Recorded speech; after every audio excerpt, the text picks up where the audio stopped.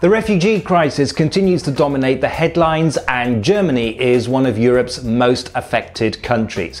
It's been predicted that during the course of 2015, Germany may take on between 50,000 and 750,000 refugees, possibly as many as 800,000. Almost nobody in Germany is unaffected by this. In my area, there is an asylum shelter in just about every second parish. By the end of the year, it's expected that every parish will have one.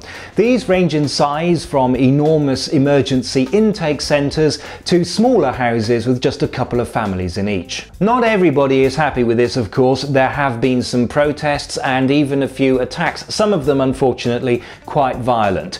But the majority of Germans, at least 60% according to one poll, openly welcome refugees, and those who can are doing their bit to help. Most recently, when Syrian refugees started arriving at Munich on trains from Hungary, locals poured in, bringing donations of all sorts of stuff in such numbers that the police had to actually ask them to stop. There was simply no more room to put all their donations. But massive public support is still needed. If you're in Germany and you want to help, that will always be welcome. It's just a question of doing it right. First of all, if you want to donate material goods, contact a local aid agency like your local branch of the German Red Cross or the local authority and ask them what would be most helpful. For example, one shelter might be in desperate need of cooking equipment while another shelter in the next town really needs children's clothes. Taking things to the wrong shelter simply means that they've got to find somewhere to put it or they have to transport it elsewhere.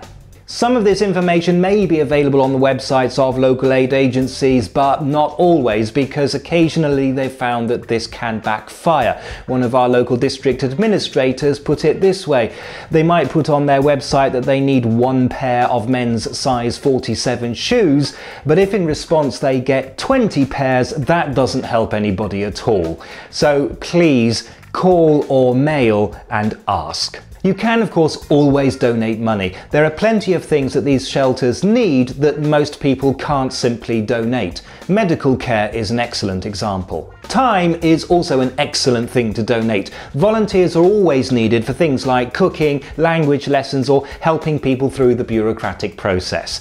So call your local authorities and ask. You can even offer to give shelter to asylum seekers yourself if your place is big enough. The best way to do this apparently is to sign a contract with your local parish council. That way the people who are assigned to you are not guests but officially tenants, and that means that the council will have the assurance that you can't just kick them out of your house. Bear in mind though that you would be getting a different set of tenants every few weeks. And when they arrive, they're likely to be exhausted and possibly even traumatized. If instead you would prefer to take on immigrants after their asylum has been approved, then you can do that as well, and then you would simply sign a contract with them personally in the usual way. In short then, whatever you want to do, ask the relevant authorities or organisations first, so that you know that whatever you're donating will go where it's needed. Remember, you can always send me a postcard at this address. You can also find me elsewhere on the web. Visit Rewboss.com to find out how. You might not want to proudly display it in your home if you don't want visitors to think that you're a Nazi.